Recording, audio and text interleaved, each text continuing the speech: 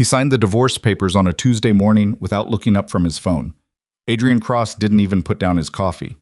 Alara stood across the mahogany desk in his penthouse study, watching her husband of 5 years reduce their marriage to an inconvenience between calendar appointments. The paper sat between them like something already dead. She picked up the pen. Her hand didn't shake. That was the part that would haunt him later. How still her hand was when she signed her name for the last time. She set the pen down. She pulled off her wedding ring. Not dramatically, not with tears, just quietly, the way you'd remove a bandage you'd forgotten you were wearing, and placed it on top of the papers. Alara, don't. Her voice was soft, not broken, just finished. You made your choice, Adrian. I'm respecting it. She walked out without looking back. He watched her go and felt nothing he expected to feel. No guilt, no relief, just a faint, unsettling stillness, like the air before weather you can't yet name. 3 days later, the weather arrived.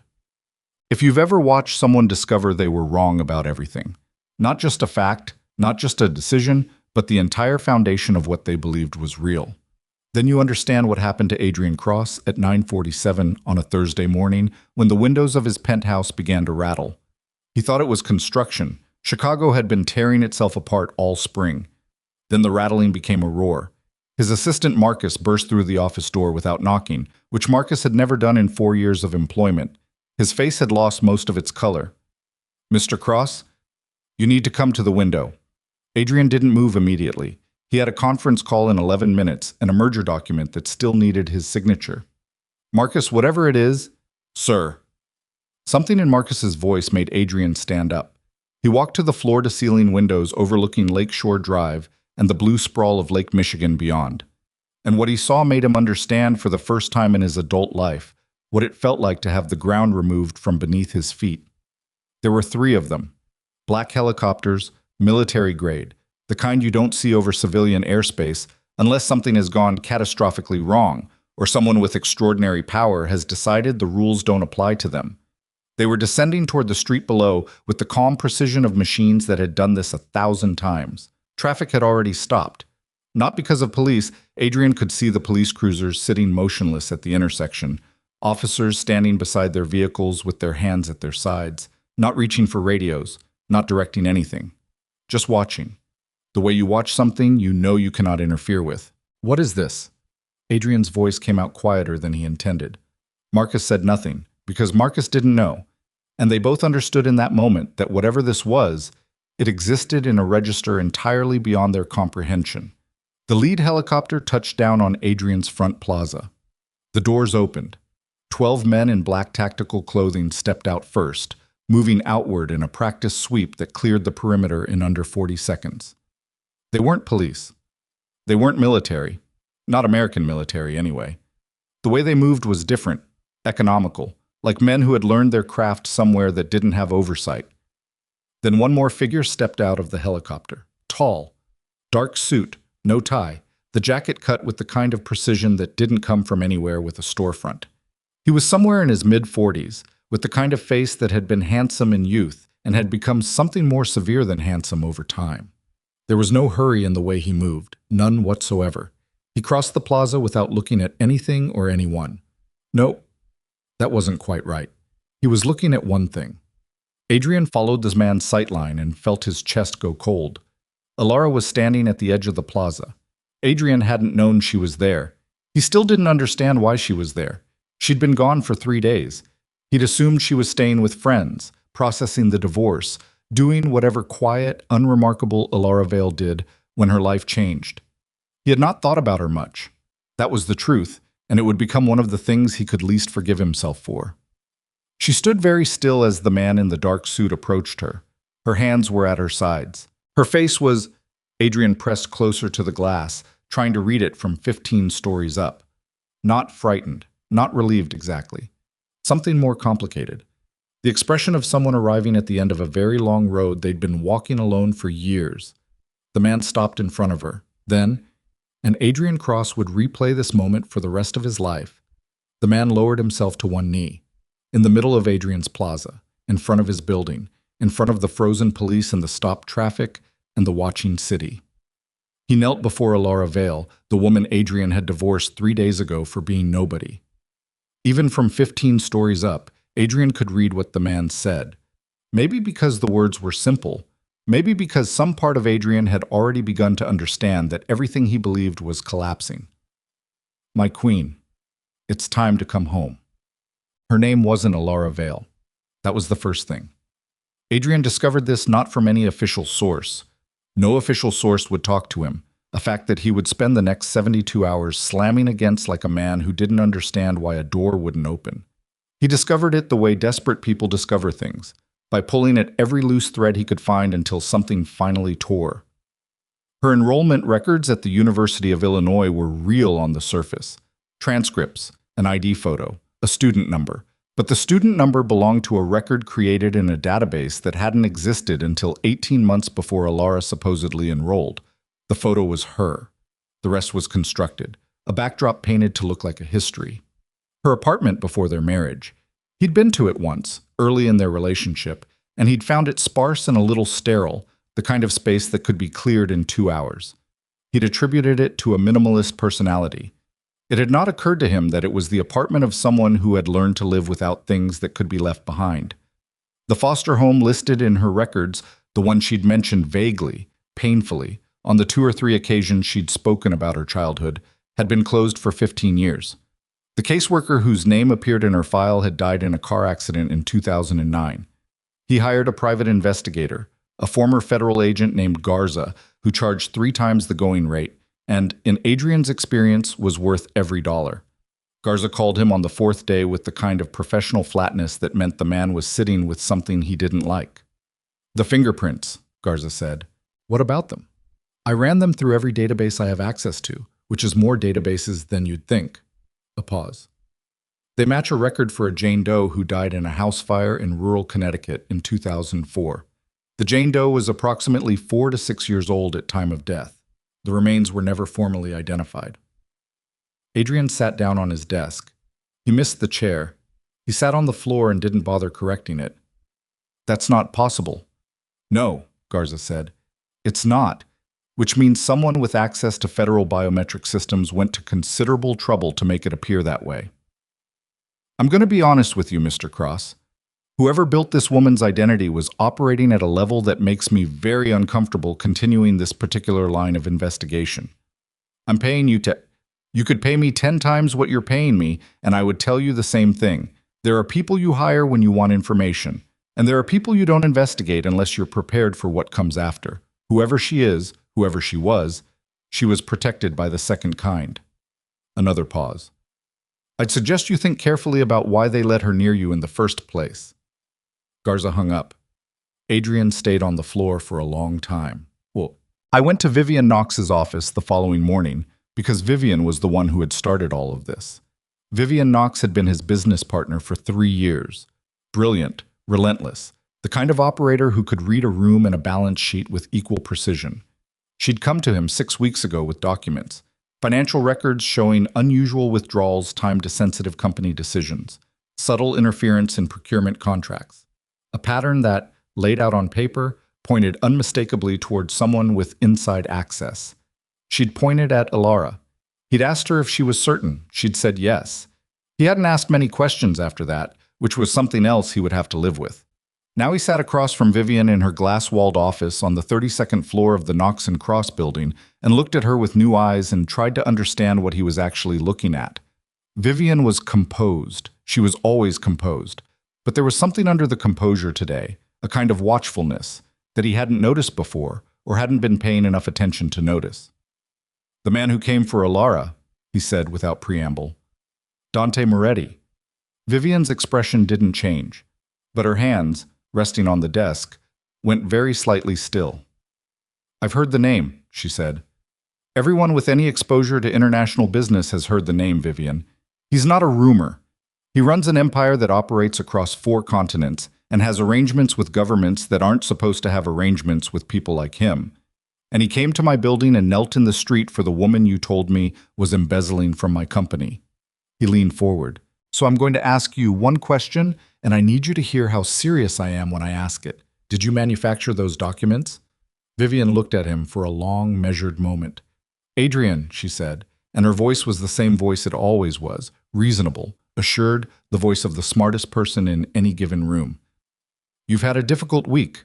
The divorce was hard, and now this spectacle with the helicopters has clearly shaken you. I think you should take a few days." "Did you manufacture the documents?" She held his gaze. "No," she said. He studied her face and realized with a cold and clarifying horror that he could not tell if she was lying. He had worked alongside this woman for 3 years, had trusted her with information that could ruin him, had built half his professional identity alongside hers, and in this moment he genuinely could not read her. That was when he understood that he might never have been able to. Cross Dynamics began losing money on the 9th day. Not dramatically, not visibly. That was what made it so disorienting. There was no single catastrophic event to point at, no hostile takeover announcement, no news cycle. Just a series of small, separate, individually explicable events that Adrian could not have connected into a pattern if he hadn't been watching for one. The Harwick Group, a private equity firm that had been a Cross Dynamics partner for 6 years, quietly declined to extend their credit line. Their representative cited portfolio restructuring. His voice was pleasant and apologetic and told Adrian exactly nothing. A senior vice president named Collins resigned on a Tuesday, citing personal reasons. Collins had been with the company for 9 years and had mentioned at the Christmas party 4 months ago that he planned to retire from Cross Dynamics. He sent his resignation via email and did not answer his phone. 3 days later, a federal inquiry that had been closed 18 months ago, a routine review of a real estate acquisition that had ultimately produced no findings, was quietly reopened. The notice came through legal channels, all perfectly proper, accompanied by a document request that would require 6 months of staff time to fulfill. None of these things, individually, would have concerned Adrian past the level of ordinary business friction. Together they formed a message so clear it might as well have been printed on paper and left on his desk. He sat with his general counsel, Thomas Reeves, on a Thursday afternoon, looking at the pattern laid out across a conference table, and Reeves, a man who had navigated 30 years of corporate law without visibly breaking a sweat, looked genuinely unsettled. "This isn't a coincidence," Reeves said. "No. This level of coordinated pressure across different regulatory bodies and financial institutions simultaneously requires either a government agency with a specific mandate against you, which I'd know about, or," he stopped, "or someone who operates outside government structures but has relationships within them," Adrian finished. Reeves said nothing. "Dante Moretti," Adrian said, "publicly stated through his representatives that he bears me no personal animosity." "When did he state that?" "Day 2. His people sent a very polite communication through an attorney in Milan. I am not a target of the Moretti organization. I am a private individual of no interest to them." He looked at the documents spread across the table. "Which either means Moretti is lying or—" He stopped. The thought that had been forming in the back of his mind for days solidified into something he could hold. "Or someone else is doing this," he said slowly, "and Moretti is telling the truth." Reeves studied him. "If Moretti didn't order this, then whoever is destroying my company is also an enemy of Moretti's, and they're using me." Adrian stood up from the table. "I was never the target, Thomas. I was the instrument." He left Reeves in the conference room and went to stand at his window again, looking out at the city, and tried to understand the full shape of what he was inside. Someone had wanted Ilara exposed, wanted her identity as Moretti's, but as whatever she was to Moretti, forced into the open. And the cleanest way to do that was to detonate her marriage, push her out into the open, and watch who came running. Adrian had handed them everything they needed by being exactly the kind of man he'd been. He pressed his hand flat against the cold glass and tried to think past the nausea. Vivian Knox had brought him those documents. Vivian Knox, who had been his partner for 3 years, who had arrived in his professional life with impeccable credentials and better instincts, who had always seemed to know exactly what he needed to hear. Who had she been working for? And more urgently, more immediately, what had Ilara walked back into? He tried to reach her through the only channel that seemed possible. A message sent through the Milan attorney, addressed formally to Miss Ilara Moretti and requesting acknowledgement of receipt. The acknowledgement came back in 4 hours. 2 lines. I received your message. I am safe. Please do not attempt further contact. He read it 6 times. Each time he found himself trying to parse not just the words, but the woman who had written them. The Alara he had lived with for 5 years would have softened it, would have added something small, an acknowledgement of his concern, a courtesy that cost her nothing because she had always been naturally courteous. Even in the worst moments of their marriage, even in the silences that had grown between them like rooms filling with water, she had never been cold. These 2 lines were not warm. They were not cruel either. They were the communication of someone who had made a clean accounting of what was owed and found the balance was 0. He had done that. He had made her that way, at least toward him. He put the message down and made a different decision. He needed to know who Vivian Knox actually was. Not the version he'd been given, the real one.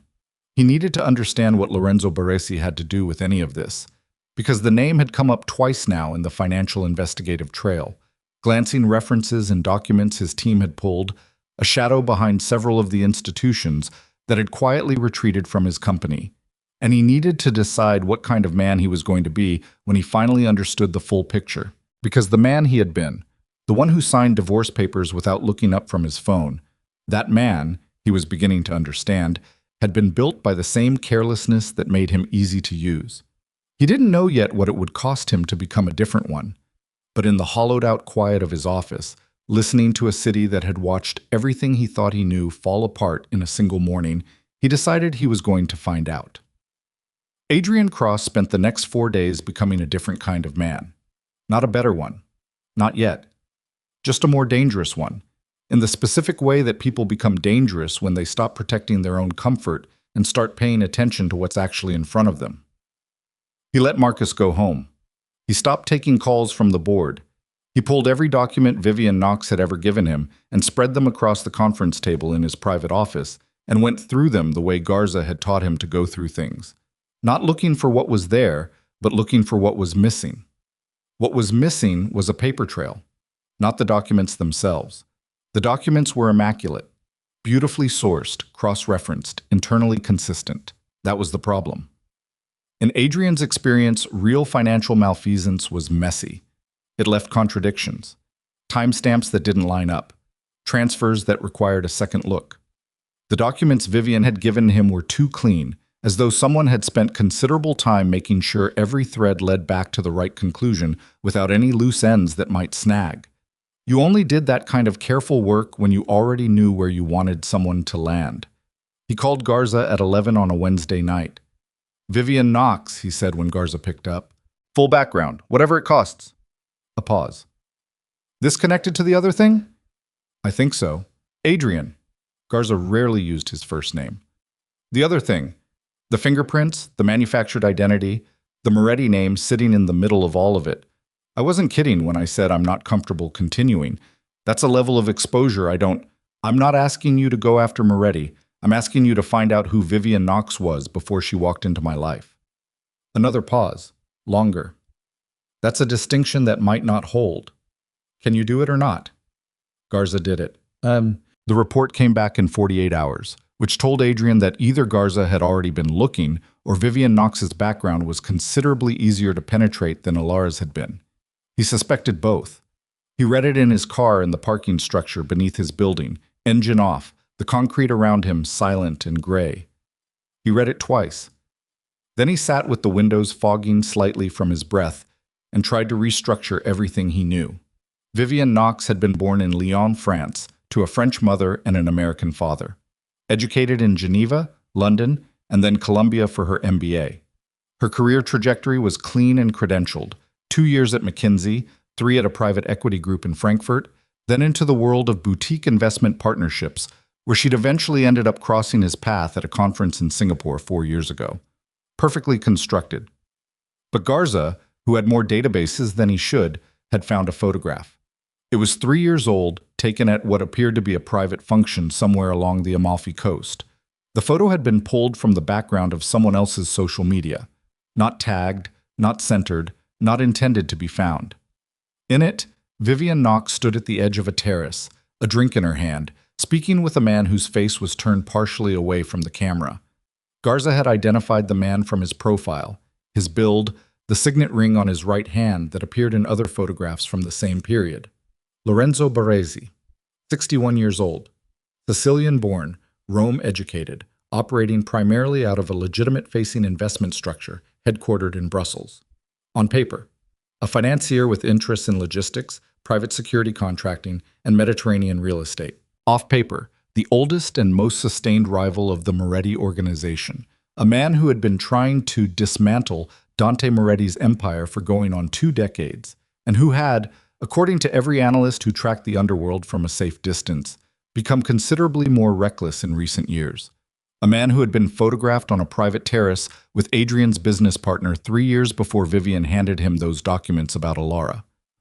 3 years, which meant this hadn't been opportunistic. Vivian hadn't seen a crack in Adrian's marriage and decided to exploit it. She'd been placed, she'd been in position, building his trust, waiting for the right moment, for 3 years. He'd been a job.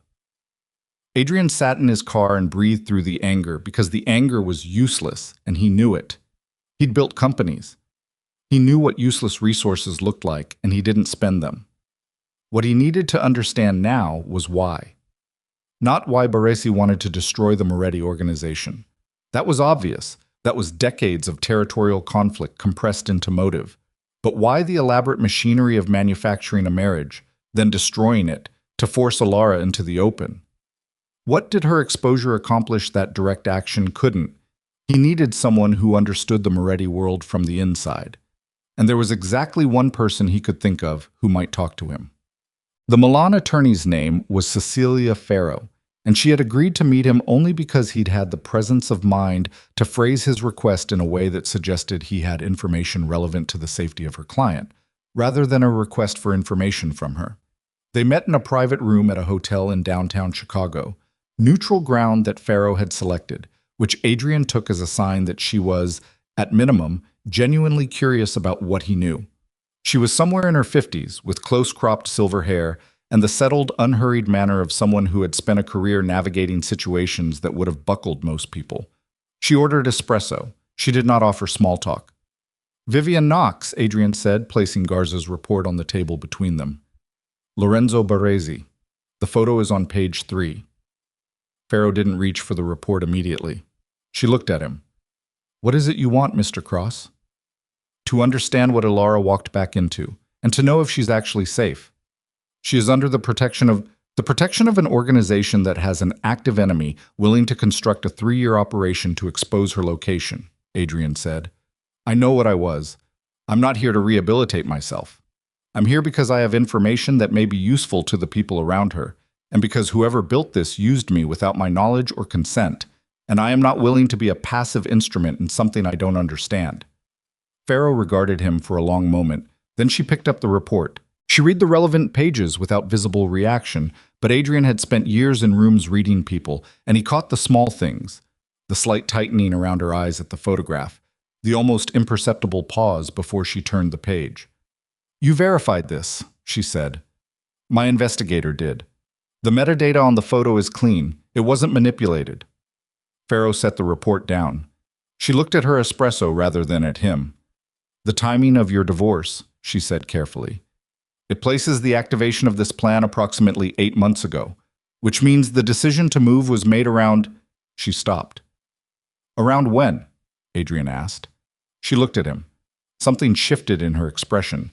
Not warmth exactly, but a recalibration of what she thought he was worth. "Around the time of a significant internal event within the organization," she said. "One that would not be public knowledge." "What kind of event?" She was quiet for a moment. Then, someone inside the Moretti family began positioning for a transition of power. Quietly. Over a period of months. The kind of internal pressure that is very difficult to trace precisely because the people applying it are trusted. Someone who wanted Alara out of the picture. Someone who knew what she represented, what she would mean if she returned. Ferro's voice was careful, every word placed. Alara was not simply hidden because of external threats, Mr. Cross. She was hidden because the threat was internal. Her mother's death was not an accident. The people responsible for it have been embedded in the Moretti organization for over 20 years, and they have been very patient. The room went quiet. She walked back into that, Adrian said. She walked back into it knowing exactly what it was. He absorbed that. She knew. She has always known. The question was never whether she understood the danger. The question was whether she was ready. Pharaoh paused. Dante Moretti spent 7 years preparing her for it. Before your marriage. During it. The years she spent with you were not wasted time, but they were not the entirety of her life. Something turned over in Adrian's chest. All those nights she came home late without explanation, the days she disappeared, the quality of her silences. Not the vacancy he'd read into them, but something more deliberate, a person keeping two worlds from collapsing into each other. She was training, he said. Pharaoh said nothing, which was its own answer. I flew to New York that evening because the next thread required a face rather than a phone, and because staying in Chicago felt increasingly like waiting inside a room that was slowly running out of air. Thomas Reeves had flagged something in the regulatory documentation, a name appearing twice in the reopened federal inquiry, not as a party to the investigation, but as a reference point, a prior contact. The name was Raymond Cho, a former federal prosecutor who had left government work 8 years ago and now operated a high-end legal consulting practice that Adrian had never had occasion to use. Cho had, apparently, appeared twice in paperwork connected to the original closure of the inquiry 18 months ago. Adrian had no formal appointment. He arrived at Cho's Park Avenue office on a Thursday morning and told the receptionist he was there regarding the Cross Dynamics inquiry, which was true enough to get him through the door. Cho met him in a conference room and was not pleased to see him. He was a compact, precise man in his mid-50s, the kind of person who had spent decades being the most controlled individual in any given situation, and Adrian's unannounced presence had punctured something he was working to reseal in real time. Mr. Cross, I have a full calendar today. The federal inquiry, Adrian said, the one that was closed 18 months ago and is now open again. Your name appears in the closure documentation. My name appears in a great deal of documentation. If you have legal questions about an active inquiry, you should direct them through your general counsel to the relevant "Who asked you to facilitate the closure?" Adrian said. Cho looked at him. 18 months ago, someone reached out to you. Someone with connections to the right people inside the regulatory body to make the initial inquiry go away before it produced anything on paper that anyone would have to respond to. And now whatever arrangement produced that closure has been voided, and the inquiry is back open, which tells me the people who arranged it are no longer in a position to maintain it. Adrian leaned forward slightly. Someone pulled the rug out from under you, Mr. Cho, and I'd like to know who you were working for when you were standing on it. Cho said nothing for a full 10 seconds. Then he stood up and walked to the window, which looked out over Park Avenue and the ordinary morning traffic below, and the silence in the room became the kind of silence that means someone is deciding something important. I have never spoken about this, Cho said finally, with his back to Adrian. Not because of any formal obligation, because the people involved are not the kind you speak about. Lorenzo Baresi, Adrian said. Cho turned around. Whatever composure remained on his face went flat and still. You already know, he said. I know pieces. I need the shape. Cho came back to the table but didn't sit down. He gripped the back of a chair with both hands and looked at Adrian with the expression of a man who has been carrying something heavy for a very long time and has just been given permission to set it down. Baresi's operation in the United States runs through 3 shell structures. I've known about 2 of them since my time in the federal system. The third, the one that touches cross dynamics, that one I didn't know about until someone brought it to me 18 months ago and made it very clear that making the inquiry go away was not a request. Who brought it to you? A woman. He paused. She said her name was Vivian Knox. Adrian got back to Chicago at 9 that night and found Marcus waiting in the lobby of his building with the specific expression of a man who has been told to wait and has been waiting for so long that the waiting has started to feel like its own kind of emergency. 3 things, Marcus said, falling into step beside him. The Harwick Group's withdrawal has been picked up by 2 financial news outlets. Nothing major yet, but it's starting to get traction online. Second, he pulled up something on his phone and handed it to Adrian. Collins gave an interview. He says the company is experiencing significant internal governance concerns. He didn't elaborate. Adrian handed the phone back. And the third thing. Marcus hesitated. Marcus. A woman came by this afternoon. She didn't give a name. She left an envelope at the front desk and said it was for you personally. He produced it from his jacket pocket. Security scanned it. No devices, no powders, just paper. Adrian took the envelope. His name was written on the front in handwriting he recognized immediately, which was not possible because he hadn't seen it written by hand in 5 years. And yet there it was, unmistakable. The particular precision of it, the letters sitting slightly more upright than most people's, as though whoever had written them was in the habit of disciplining everything about themselves. He opened it in the elevator. A single card. 4 lines. Stop investigating Cho. You've found what you needed, and going further puts you in Lorenzo's sightline directly. Pharaoh will tell Dante what you gave her. You did a useful thing. Leave it there. No signature. He read it twice, standing in the elevator as it climbed toward the 40th floor. She was watching him. Or someone watching for her was watching him, which meant the walls he'd thought were around him. The sense of operating in the dark, of fumbling toward information that the other players in this situation already possessed, were not walls at all. He was inside a room that had windows, and people outside those windows had been watching every move he made and judging, apparently, whether those moves were useful or dangerous. He'd been assessed, and she'd sent him a card telling him he'd passed, or at least not failed. It made him feel things he didn't have language for yet. Vivian Knox arrived at his office the following morning at 8 a.m., which meant she knew Marcus came in at 8:30 and had timed herself to arrive when Adrian would be alone. She walked in the way she always had, direct, unhurried, dressed with the understated precision that Adrian now understood as a kind of professional armor, and sat down across from him as though this were a scheduled meeting. "You talked to Cho," she said. "Yes." "You've been talking to a lot of people." She crossed her legs. Her hands rested easily on the arms of the chair. "Lorenzo knows you spoke to Pharaoh. He's not happy about it." "Is that a threat?" "It's a status update." She looked at him steadily. "Adrian, I'm going to tell you something, and I need you to hear it without reaching for the phone." "Give me a reason." She held his gaze. "The documents I gave you. They were fabricated, as you figured out. I was operating under instruction from Lorenzo Baresi, as you've also figured out." She paused. "What you haven't figured out is that I have been feeding information about Baresi's operation to the Moretti organization for 14 months. I am not Lorenzo's asset. I am his liability.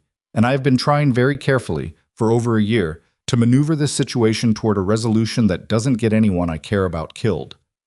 Adrian looked at her for a long moment. "You expect me to believe that?" "I expect you to look at the evidence you've assembled and ask yourself how you found it so readily." Her voice was quiet, precise. "Cho, the photograph, the shell structures. I left those threads where you'd find them. I needed you to build the picture independently so that when you brought it to Pharaoh, it would land with the weight of discovery and not suggestion." She paused. Ilara needed Dante to understand the full shape of what Baresi has built inside his own organization. The information had to come from outside, from someone with no apparent stake in the Moretti world, from someone who had, in fact, been visibly wronged by the situation. The word wronged sat in the room between them. "You needed a credible outside source," Adrian said. "I needed someone who would actually look, who had enough intelligence to find things and enough anger to keep pulling at them." Her eyes were steady on his. "You qualified on both counts." He wanted to feel used. He did feel used. But underneath that was something more complicated. The recognition that being used was different from being worthless. That she'd aimed him at a target and he'd hit it, and the target mattered. "Lorenzo," he said. "What is he actually planning?" Vivian was quiet for a moment, and in that moment Adrian saw something beneath the composure for the first time. Not fear, exactly, but something adjacent to it. The look of someone who has been calculating odds for a very long time and has just completed a calculation that came out badly. "He's not just trying to weaken the Moretti organization anymore," she said. "He's moving, actively, within the next 3 to 4 weeks. Senators have been contacted. Federal relationships have been leveraged. He has people inside the Moretti Council, I don't know how many, I don't know which ones, who are positioned to collapse the internal command structure the moment he launches his external offensive." The internal traitor, Adrian said, and thought of what Pharaoh had told him. Alara's mother's death. 20 years of patience. Someone who has been inside a long time. Yes, Vivian's voice dropped very slightly. And whoever it is, they know Alara is back. They know what she represents. She becomes the target the moment Baresi launches. Adrian's chest went tight. Does Dante know about the internal threat? Dante suspects. He doesn't know who, and the timing. She stopped. What about the timing? Dante was shot 3 days ago. She said it flatly, watching his face. A security breach during a transfer between facilities. He's alive. He's being treated. But his operational capacity is severely compromised. And the people inside his council know it, and the people inside his council who are loyal to Baresi are... They're positioning, Adrian said. Right now, as we sit here. He stood up from the desk. The full structure of it was visible to him now, in a way it hadn't been 20 minutes ago. Baresi launches his external offensive. Senators, federal leverage, public spectacle. Simultaneously, his embedded people inside the Moretti organization fracture the internal command. Dante is compromised and can't hold the line. The organization collapses inward. And Alara, who came back to lead, who Dante spent 7 years preparing, Alara is isolated inside a structure that has been rotted from within, surrounded by people she cannot yet distinguish from enemies. He picked up his phone. Who are you calling? Vivian asked. Pharaoh. He found the number. She needs to get a message through, right now. Vivian stood up. Her voice was careful. Adrian, if you make this call, you are not an outside observer anymore. You become a participant. Lorenzo will know. His people inside the Moretti organization will flag it. You will be... Vivian. He looked at her. Stop. He pressed call. Pharaoh answered on the second ring. It's Cross, he said. Dante's been shot. You need to know that Baresi has people inside the council. I don't have names yet, but I'm working on it, and I'll get them to you. And Alara... He stopped, steadied himself. Tell her she needs to watch her own people. The threat isn't coming from outside the walls. A silence on the line. Then Pharaoh's voice, very controlled. How long have you known this? About 4 minutes? Another silence. I'll pass it through. He ended the call and stood in the middle of his office with the phone in his hand and the city spread out behind him through the glass, ordinary and enormous, indifferent to the particular catastrophe assembling itself within it. Vivian was watching him. There are names, he said, inside the Moretti Council. I need you to get them to me. I told you, I don't know. Then find out. His voice was harder than he'd intended, or maybe exactly as hard as he'd intended. You've been running this long game for 14 months. You have to have more than you've given me. Names, structures, anything. Because right now Alara is inside that organization, Dante is down, and whatever Baresi has been building is about to detonate. And if we don't get her real information, she is going to be navigating that collapse without knowing which people standing next to her are trying to put her in the ground. Vivian looked at him for a long, still moment. You know, she said quietly, for a man who signed divorce papers without looking up from his phone, you are making a considerable number of inconvenient choices right now. Yes, he said. I'm aware. She held his gaze. Then something in her settled. Not defeat, but decision. The look of someone reaching the end of a calculation and accepting the answer. I have one name, she said. I'm not certain of it, but it's the one that keeps appearing in patterns I can't account for any other way. She paused. It's someone Dante trusts completely, has trusted for 30 years, someone who helped raise him. The air in the room changed. Tell me, Adrian said. And Vivian said a name that made the entire structure of the last 5 years, the marriage, the divorce, the helicopters, all of it, suddenly snap into a different shape entirely, one that was darker and older and far more patient than anything Adrian had imagined he was standing inside. The name Vivian said was Matteo De Luca. Adrian didn't recognize it immediately. It took him 3 seconds. 3 seconds in which Vivian watched his face with the careful attention of someone waiting to see whether a structure they'd built would hold weight before the name connected to anything. And then it did, and the connection was not dramatic. It was quiet, the way the worst things usually were. Matteo De Luca. He'd seen the name in passing, in the financial documentation Garza had assembled. Not as a primary figure, as a reference point. a senior figure within the Moretti organizational structure, listed in several of the legitimate-facing business entities as a director emeritus, the kind of title that meant someone had earned the right to exist in the background without being asked to explain themselves. 67 years old, Sicilian-born, had been with the Moretti family since before Dante was an adult. He helped raise Dante, Adrian said. He was there when Dante's father died. He was there for everything after. Vivian's voice was very controlled. He is the person Dante goes to when he doesn't know what to do. Has been for 30 years. And you think he's the one who had Alara's mother killed? I think he's the one who has been inside this organization for 2 decades, ensuring that Alara never came home. And I think Lorenzo Baresi didn't recruit him. She paused. I think it was the other way around. I think Matteo De Luca found Lorenzo Baresi and handed him the tools to threaten the Moretti Empire from outside, specifically so that the external pressure would give him cover for what he's been doing from within. The room was very quiet. He built the enemy, Adrian said. He built the distraction, Vivian said. Lorenzo is real. His organization is real. His rivalry with Dante is real. But it has been sustained and amplified for 20 years by someone feeding information, resources, and strategic intelligence to the other side. Not because Matteo De Luca serves Lorenzo Baresi. Her eyes were steady. Because he serves himself. And the only thing standing between Matteo and absolute control of the Moretti Empire is Dante, who is currently unconscious in a medical facility, and Alara, who just walked back inside the walls. Alara had been back inside the Moretti estate outside Geneva for 11 days when she understood that something was wrong with the air. Not wrong in any way she could point to. Nothing visible. Nothing a rational person would have flagged as evidence of anything. Just a quality to the silences in certain rooms. A particular pattern to the way some people moved when they didn't know she was watching. Too casual, the way people move when they've been instructed to appear casual rather than simply being it. She'd been trained to read rooms. Dante had started teaching her when she was 19, 2 years before she met Adrian, in the same methodical way he approached everything. Not by explaining the principles, but by putting her in situations and asking her afterward what she'd noticed. What the man across the room had done with his hands, whether the woman by the window had looked at the door before or after the sound from the hallway. Small things. The architecture of intent that people constructed unconsciously around themselves.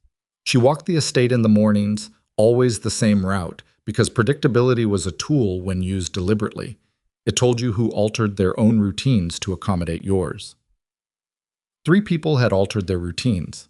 A security coordinator named Reyes, a financial analyst named Soren, who had been with the organization for 6 years, and an older woman named Carla, who ran the domestic staff and had, in Alara's earliest childhood memories of this place, always seemed to know where everyone was. 3 people. Not necessarily connected, not necessarily anything, but she noted them. She was sitting in the East Library on the 12th morning, reading documentation that Dante's legal team had prepared on the organizational structure, reading it with the specific attention of someone looking for what wasn't there, when Pharaoh came in and closed the door behind her with the kind of care that meant the conversation that followed would not be routine. "I need you to hear something," Pharaoh said, "and I need you to sit with it before you react." Alara set the document down. "Tell me." Adrian Cross has been, Pharaoh paused, choosing the word, active. He has been building a picture of what Baresi has constructed, and he has been doing it with considerable intelligence and more persistence than I would have predicted. She sat down across from Alara. He reached out yesterday with information about the internal threat, specifically that Baresi has embedded people inside the council. He doesn't have names yet, but he is trying to get them. Alara was quiet for a moment. "He called you?" "Yes." "He's past the point where I told him to stop." "Yes." Pharaoh's voice was careful. "He appears to have found that instruction difficult to follow." Alara looked at her hands. She had known, in some abstract way, that Adrian would not simply absorb what had happened and return to his life. He was not built for passivity. It was one of the things she had loved about him, and also one of the things that had made living beside him exhausting, the constant momentum, the sense that everything was always accelerating toward the next objective, the next acquisition, the next version of himself. It had taken her years to understand that what looked like confidence was partly a fear of stopping, because stopping meant accounting for what was actually there. I was accounting now, it seemed. What did he say exactly? She said. About the internal threat. Threat, Pharaoh told her. Alara listened without interrupting, and when Pharaoh finished, she sat with it for a moment, running it against what she already knew, what she'd been observing. He's right, she said. There are people inside. I've been watching 3 of them. Pharaoh leaned forward slightly. You have names. I have observations, which is not the same thing yet. Alara stood up. How is Dante? Stable. He'll be operational in how many days, specifically? Pharaoh hesitated. 10 to 14 before he can resume any real command function. The wound was, so we have 10 to 14 days with the head of this organization incapacitated, a known external offensive being constructed by Baresi, and an unknown number of internal actors positioned to collapse command structure the moment that offensive launches. Alara said it without inflection, the way you state a problem before you begin solving it. Where's the council meeting scheduled for Thursday? The secure room on the 2nd level as move it. New location, announced less than an hour before. Don't tell anyone the new location in advance except the 3 people you trust completely. And I mean people you have known for decades, whose families you know, whose history inside this organization you can account for start to finish. Alara moved toward the door. And get me access to Dante. I don't need him to command anything. I need to talk to him. She stopped at the door and looked back at Pharaoh. And send Adrian Cross a message for me. Pharaoh waited. Tell him he's done enough. Tell him to go somewhere public, somewhere with cameras, and stay there. And tell him... She stopped, a pause that had weight in it. Tell him I said thank you. Dante was conscious, which was not the same as well. He was lying in a reinforced medical suite 2 levels below the estate's main floor, surrounded by equipment that hummed quietly, and 2 security personnel who stepped back when Alara entered but did not leave. His color was wrong, too gray. The particular grayness of someone whose body is diverting most of its resources inward. His eyes, though, were the same. They had always been the same regardless of circumstances, dark and very still, like water with depth you couldn't estimate from the surface. You look worse than I expected, Alara said. You look better than I expected. His voice was rough. Sit down. She sat in the chair beside his bed. For a moment, neither of them said anything, which was comfortable in the way that silences between people with long history can be. Not empty, just resting. Matteo came to see me yesterday, Dante said. Something went still in Alara's chest. What did he say? He was concerned about my recovery, about the timeline for resuming operations. He wanted to know who I designated to manage council communications while I was... He stopped. Something moved across his face. He wanted to know the chain of command. Alara looked at him. You told him, she said. I told him what I would tell any senior member of my organization who had been beside me for 30 years. His jaw tightened. What is it? Dante. She chose her words carefully. What do you know about Matteo's relationship with Lorenzo Baresi? The silence that followed was different from the earlier one. They've had minor intersections over the years, Dante said slowly. Business overlaps. Nothing operational. I would know if there were... Would you? He looked at her. The gray in his face had taken on a different quality. Tell me what you know, he said. His voice had gone very flat, the way it went when he was absorbing something painful and choosing not to let the pain show in his face. Alara told him what Vivian had told Adrian, what Adrian had passed to Pharaoh, what Pharaoh had passed to her. She told him about the organizational pattern she'd been observing in the 11 days since her return. She told him about Reyes and Soren and Carla. She told him about the structural logic of it, why someone inside wouldn't simply work against the organization outright, but would build an external threat large enough to create internal chaos, and then position themselves to step into the collapse. She told him everything, and she watched his face as she did. It was one of the hardest things she had ever done, not because of the information itself, but because of what it was doing to him. The visible, controlled dismantling of something he had believed was solid, something that had been the architecture of his life for 30 years. Matteo De Luca had sat at his table, had been in the room when Dante got the news of his father's death, had helped him make the decision to hide Alara, had been consulted on every major operational question for decades, and had been, throughout all of it, building something in the negative space. Dante was quiet for a long time when she finished. "Your mother," he said finally. "Yes." Another silence. "I should have—" "Stop." Her voice was gentle but firm. "Don't do that. It doesn't help anything and we don't have time for it." She leaned forward. "Matteo knows the chain of command now. He knows you're down for 10 to 14 days. Baresi is moving within 3 to 4 weeks by the best estimates we have, which means Matteo will coordinate his internal action to land simultaneous with Baresi's external offensive." She paused. "Unless we give him a reason to move sooner, on our terms, before he's ready." Dante looked at her. "You want to flush him," he said. "I want to hand him something that looks like an opportunity he can't afford to pass up," Alara said. "Something that would make him believe the window is now, not in 3 weeks, so that he moves before Baresi is in position to support him, so that he's exposed and isolated when he does." "What kind of something?" "Information that I've been found. That Lorenzo has people moving on the estate. That you've made a decision to transfer operational authority, temporarily, to someone Matteo will want to intercept before that transfer is completed." She held Dante's gaze. "Let him think he has 48 hours before the opportunity closes, and then be ready for what he does with those 48 hours. Dante studied her for a long moment. The gray in his face had not improved, but his eyes were sharper now. The sharpness of someone whose body was struggling and whose mind had decided not to participate in the struggle. "This was what I trained you for," he said quietly. Not with pride exactly, with something more complicated. "I know," she said. "Let me do it." The first thing went wrong 18 hours later. Alara had constructed the false information package carefully, not too elaborate, nothing that would require Matteo to make a leap, just a credible chain of developments that pointed to urgency. She'd had Pharaoh insert it through 2 separate internal channels, both of which Matteo had access to, neither of which would have been obvious as coordinated. She'd expected him to reach out through an intermediary, to probe the information quietly before acting.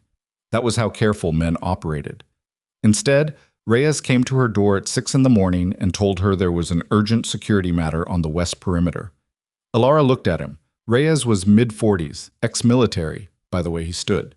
He'd been with the Moretti organization for 9 years. He had a family, a wife, 2 daughters, one of whom was in school in Lyon. He had always been professionally correct in every interaction Alara had observed.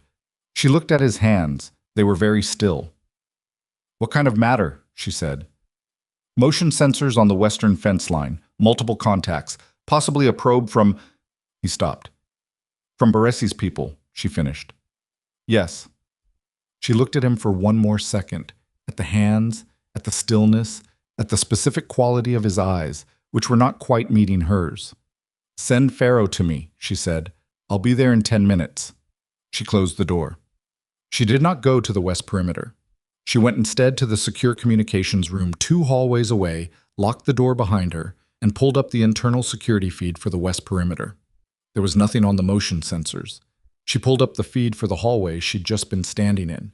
Reyes was still there, outside her door, and he was on his phone. The audio pickup was not close enough to get words, but she could read the shape of it. Brief, clipped, the conversation of someone confirming rather than reporting. He was telling someone she wasn't coming. She had approximately 4 minutes before whoever was waiting at the west perimeter redirected. She used 2 of them to send an encrypted message to the 3 people Pharaoh had identified as fully trusted. She used 1 more to move the location of Dante's medical suite in the building's internal directory. A technical misdirection, buying time.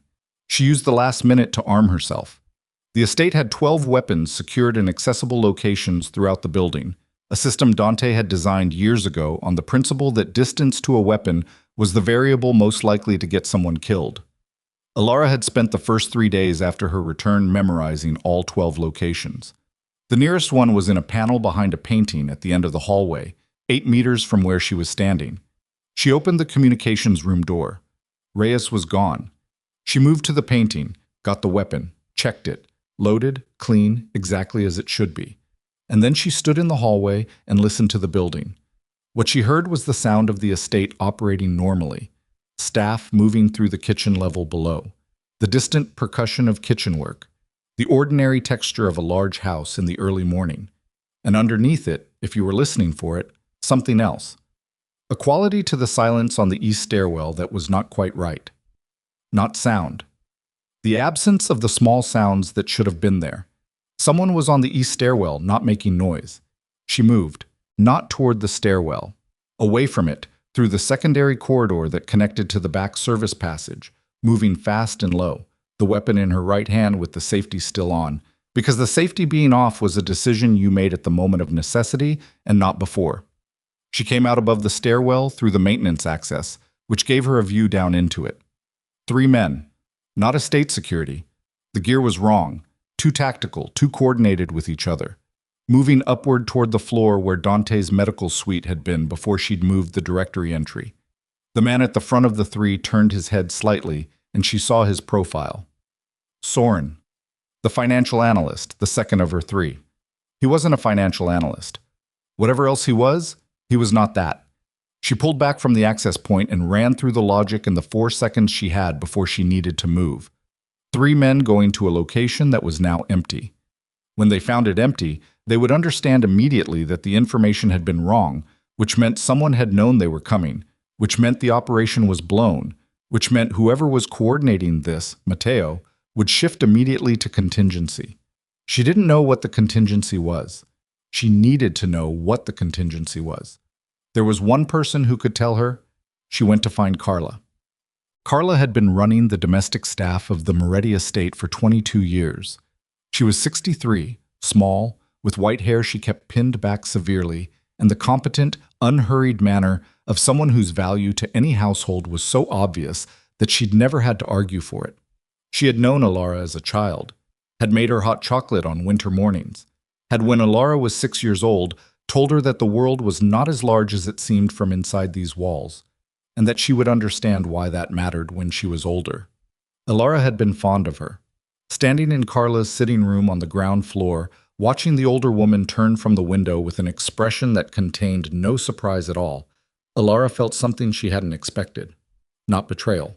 Something older and colder than that. "How long?" Alara said. Carla looked at her. Her hands were folded in front of her, the way they always were. "Since before you were born," she said. Her voice was quiet, steady, the voice of someone who had made peace with something a very long time ago. "Since your mother was still alive." The words hit Alara in a specific place, behind the sternum, where the things you've intellectually prepared for land when they become real. "You were there," Alara said, "when my mother died. I was in the house." A pause. "I didn't—" Carla stopped, looked at the floor, looked back up. There are choices you make when you are young and afraid, and someone older and more powerful than you tells you that this is how it will be. And then you live inside those choices for so long that they become the shape of your life, and the person you were before them is someone you can barely remember. That's not an explanation. "No," Carla said, "it isn't." Alara moved further into the room. "The 3 men going to Dante's floor, the operation Matteo is running right now, in this building. What is the contingency if the primary objective fails?"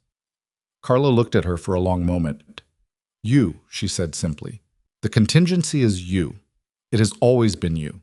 Matteo cannot consolidate control while you are alive because you are the legitimate authority of this family, and every senior member of the organization knows it. Lorenzo is a distraction. Lorenzo has always been a distraction." She paused, and her voice dropped to something that was almost inaudible. "The plan was never to destroy the Moretti organization. The plan was to own it, and the only obstacle to that is me," Alara said. The door behind her opened. She turned. Matteo De Luca stood in the doorway. He was tall, even now, with the kind of physical presence that didn't diminish with age but changed quality, became something heavier, more deliberate. His hair was white, and his face was deeply lined, and his eyes, looking at Alara across the sitting room of a woman who had just betrayed the last of his secrets, were the eyes of a man who had been carrying a plan for 23 years and had just arrived at the moment it either succeeded or didn't. He held a gun. He looked at her the way you look at a problem you've been trying to solve for most of your adult life and have finally, at considerable cost, cornered. "I didn't want this to be like this," he said, and his voice, His voice was actually sorry, in the specific way of people who distinguish between what they want and what they're willing to do, and have always been more governed by the latter. I watched you grow up in this house. I loved your mother, in my way. I loved Dante, in my way. But what your family built, he stopped. What your family built was always going to require someone to protect it from itself. Your father was brilliant and reckless. Your mother saw things too clearly and lived too openly, and it made everyone around her vulnerable. And you're explaining yourself, Alara said. Her voice was very flat. That means you haven't decided yet. He looked at her. I've decided, he said. No, she said. If you'd decided, you'd have sent the 3 men and never come here yourself. You came because you wanted me to understand, which means some part of you is still, don't, he said, and something in his voice cracked. Not broke. Cracked, the way old stone does under pressure that's been accumulating for years. Don't do what Dante does. Don't try to find the human being in the middle of a decision that has already been made. Matteo. Her voice was very quiet. I know who killed my mother. My mother, I have known for 4 years. I have had evidence since before I married Adrian Cross. She watched his face. I haven't used it. Do you want to know why? He was very still. Because I came back to build something, she said. Not to settle accounts. Not to punish. To build something that doesn't require a 16-year-old girl to be hidden with a manufactured identity in case the people inside her own family decide she's an inconvenience. Her voice stayed level, but there was something in it now. Not anger, something older than anger. You could have been part of that. You still could. Alara. His voice was rough. But if you pull that trigger, she said, the evidence I've assembled goes to every senior council member simultaneously, automatically, within the hour. I set that up 4 days ago. The information is already in motion. You would be killing me inside an organization that would have everything it needed to destroy you before Dante was back on his feet. She paused. Which means pulling that trigger doesn't give you control. It just makes you dead faster. The room was absolutely silent. Carla, behind Alara, had not moved. Matteo's gun hand was steady. She'd give him that. 23 years of patience, and the hand was steady. But his eyes were doing something complicated, running calculations she couldn't fully see, arriving at answers she couldn't predict. Then his phone vibrated. He didn't look at it, but she saw the way his jaw tightened. She said, very quietly, that's the 3 men reporting that Dante's floor was empty. He looked at her. Your primary objective failed, she said. Your contingency is standing in front of you telling you it won't work. And Lorenzo Barresi, who you've been funding and supporting and feeding intelligence for 20 years, is sitting in Brussels not knowing that his most important asset inside this organization has just been exposed. She took 1 step toward him. You have no board left to play. Something moved across Matteo De Luca's face. Not defeat, worse than defeat. The look of a man who has bet everything on a version of the future that no longer exists and is standing in the wreckage of the present trying to find a surface solid enough to stand on. His gun hand dropped 3 inches. It was not surrender. It was the beginning of a recalculation, and Alara knew, with the cold clarity of someone who had been trained by the most dangerous man she knew, that a recalculating Matteo De Luca was in some ways more dangerous than a decided one. She moved. Not away.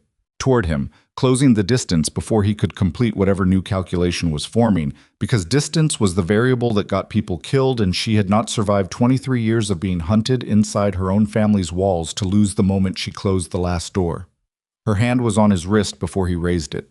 The struggle was brief and ugly and not remotely clean, because nothing real ever was, and when it ended, Matteo De Luca was against the wall with her forearm across his throat and the gun on the floor across the room, and the 2 of them breathing hard in the small space between what had just happened and whatever came next. He looked at her. She looked at him. And in that moment, with his back against the wall and her holding him there and the gun on the floor, and Carla very still behind them both, the phone in his pocket vibrated again. And this time, it was not the 3 men. She could see the screen from where she was. The message was from a contact listed only as L. Cross has been taken. Shipping facility, South Harbor. Execution broadcast in 6 hours. Choose. Her grip on Matteo's wrist went rigid. Adrian. Lorenzo had taken Adrian, And the execution was not just an execution, it was a message to her, a choice framed as a deadline, designed to force her out of the estate, away from the defensive ground she'd spent 11 days preparing, into an environment Barisi controlled in the next 6 hours. She let go of Matteo. She picked up the gun. She looked at Matteo De Luca and said, with a quietness that contained everything she'd been trained to be and everything the last 11 days had cost her, "We're not done. But right now I need to know everything you know about the South Harbor facility." And Matteo, looking at the woman who had just dismantled his 23-year plan with her hands and her evidence and her refusal to be the frightened girl he'd been counting on, made the decision that would define whatever remained of his life. He began to talk. Matteo talked for 19 minutes. Elara stood with her back against the wall and the gun in her hand and let him talk, and she did not interrupt him, and she did not look at Carla, who was still sitting in the chair by the window with her hands folded in her lap, like someone who had decided that stillness was the only dignity left available to her. Matteo talked about the South Harbor facility the way a man talks about something he built, with the specific involuntary pride of someone who cannot help but admire the architecture even while dismantling it. 3 buildings arranged around a central loading yard. The primary structure was a converted cold storage facility, reinforced, with entry points at the north and east faces only. The west wall was solid concrete poured in 2019. The south face opened onto deep water. Internal security ran on a closed-circuit system not connected to any external network. Lorenzo operated it through a logistics shell that, on paper, processed refrigerated freight for 3 European retail chains. He described the guard rotation. 12 men on standard deployment, with a rapid response team of 8 that could be activated from a secondary position 4 minutes away by vehicle. The rapid response team was the variable, engaging the primary facility without neutralizing the secondary position first meant absorbing a reinforcement wave before any objective could be secured. He told her the access codes for the eastern entry. He told her the rotation schedule had a natural gap at the shift change between 2200 and 2215. He told her where Lorenzo would be, not in the main facility, in a separate control room positioned in the loading crane structure overlooking the yard, elevated, defensible, with sightlines across all 3 buildings and a private exit to a boat dock on the water's edge. "He never puts himself in the building with the asset," Matteo said. His voice had gone flat, the voice of a man past a particular kind of shame into something more functional. He learned that in Naples in 2011. He'll be watching from the crane. He'll want to see it. Elara processed all of it. She ran the structure against what she knew about timing, about the people she could trust, about Dante. "He'll have cameras on Adrian," she said. "Yes, the broadcast setup will be in the primary structure. The execution would happen in the loading yard for sightlines." He paused. "The 6-hour window is real. He means it." "I know he means it." She pushed off the wall. "That's why we're not going to spend any more time standing in this room." She looked at Carla. Carla looked back at her. Elara said, You stay here. You don't make any calls. You don't send anything." She paused. "I'm not going to decide what happens to you right now. Right now I don't have time for it." Carla said, very quietly, "Be careful." Elara walked out of the room. She didn't answer. She had 4.5 hours. The encrypted message went out to 6 people in the first 8 minutes. The 3 fully trusted figures Pharaoh had identified, plus 2 senior field commanders whose loyalty she had spent 11 days assessing through observation rather than assumption, plus Pharaoh herself. The message contained the facility layout, the guard information, the shift change window, and a single line of operational instruction. Then she went to Dante. He was more alert than he'd been that morning, which was something, though the gray was still in his face and the medical equipment still hummed its quiet insistence around him. He read the message on the tablet she handed him without speaking, and when he finished, he set the tablet on the bed beside him and looked at the ceiling for a moment. "You can't lead this," he said. "There's no one else." "Elara." "Dante." Her voice was not unkind, but it had no give in it. "You have been unconscious for 7 of the last 11 days. Matteo has compromised at minimum 3 people inside this building, and possibly more that I haven't identified yet. Our 6 most trusted operational people are currently mobilizing based on information that came from Matteo De Luca at gunpoint, which is either accurate intelligence or a trap I don't have time to fully evaluate." She sat in the chair beside him. And Adrian Cross is in a shipping container in the South Harbor with 6 hours before Lorenzo broadcasts his execution across the underworld as a message to anyone who stands with me. The room was quiet. He's there because of me, she said. Because he made calls he didn't have to make, passed information he didn't have to pass, put himself in Lorenzo's sightline when I specifically told him not to. She paused. He did it anyway. Dante looked at her. Something moved in his eyes. Not sentiment, something more complicated. The assessment of a man who has spent decades reading what people do when the cost gets real. He walked into it, Dante said. He walked into it for the right reasons. She held Dante's gaze, which is more than I can say for almost everyone else in this situation. A silence. The secondary position, Dante said. The rapid response team 4 minutes out. That's the variable. I know. If you can't neutralize them before they're activated, I know, she said again. I'm going to split the approach. Primary team goes for the facility at the shift change. I go for the crane early. Hit the control room before Lorenzo knows the main assault has started, cut off his ability to activate the secondary team from the crane position, and deny him the exit to the water. She paused. If I can get to him before he knows what's happening, the secondary team never gets the call. Dante was quiet for a long moment. And if you can't? She didn't answer because the answer was the kind that didn't help anything. He reached out and put his hand on her forearm. His grip was weaker than she'd ever felt it, which told her more about the wound than anything the medical team had said. I'm going to be very clear with you, he said. If this goes wrong, it won't. Elara. His voice was sharp enough to cut through the room. If this goes wrong, the evidence package you described to Matteo, is it real? She looked at him. It's real, she said. It goes out automatically if I don't cancel it within 8 hours. Good. He released her arm. Then at minimum, the organization survives you. He held her gaze. Come back anyway. She stood up. Tell me something, she said. Matteo, all those years, did you ever? No. His voice was immediate, absolute. There was nothing. Nothing I saw that should have told me. A pause, and something fractured slightly at the edge of his voice before he controlled it. That is the thing I'm going to have to live with. She nodded once. She left. Us. The harbor was cold and smelled of diesel and salt water and the particular industrial staleness of a port facility that processed things people weren't meant to look at too closely. The sky was low, pressing down toward the water in layers of gray that promised rain before midnight. Elara was in position on the crane superstructure at 21:43, 17 minutes before the shift change at the primary facility.